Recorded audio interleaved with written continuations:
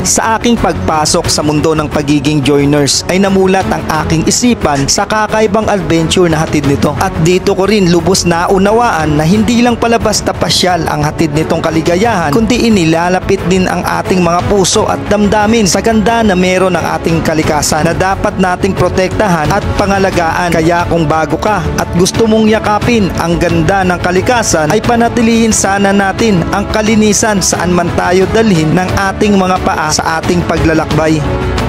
So yun, pangat na tayo mga idol. Hanap tayo ng way pababa sa sa Blue Lagoon.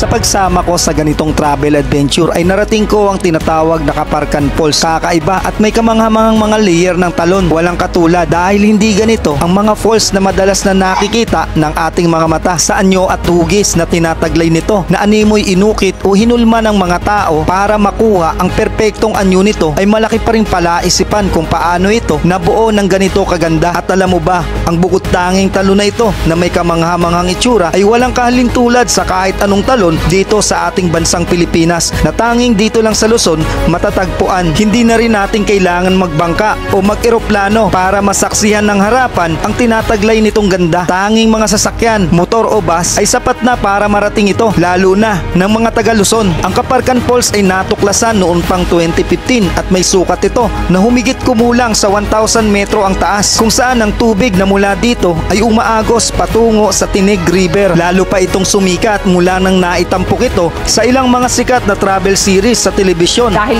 kahit umuulan, lalo pang gumaganda.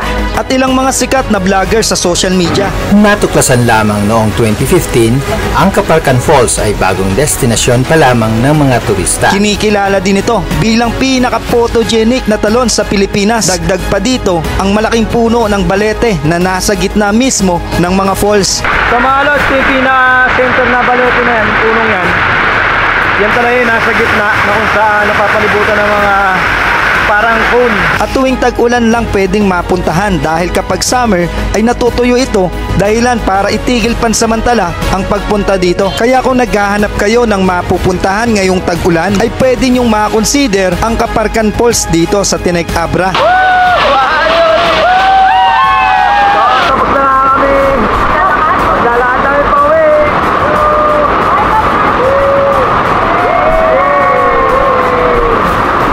So natapos na nga tayo for today's video nga, babalik naman tayo ng Metro Manila.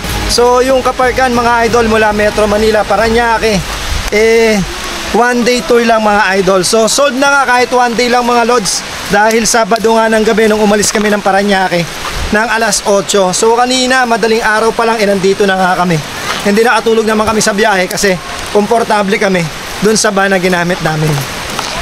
So yan, para sa mga joiners, pwede nyo kontakin yung page na nandiyan dyan sa screen.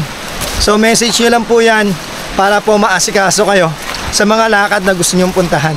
Back to Manila na.